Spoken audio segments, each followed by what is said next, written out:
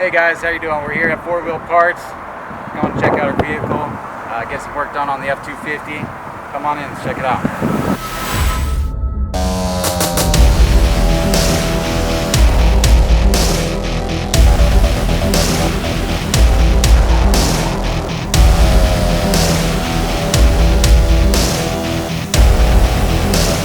So we got the Xenon 12 Warn winch going in. They got that all set up with the synthetic rope. Looking bitchin'. We got our light bars in, Fat 4 bumpers are on. An awesome bumper. And they're doing a lot of work, looking good. We got the L-Wigs there, suspension back set up. They're finishing the rear sway bar.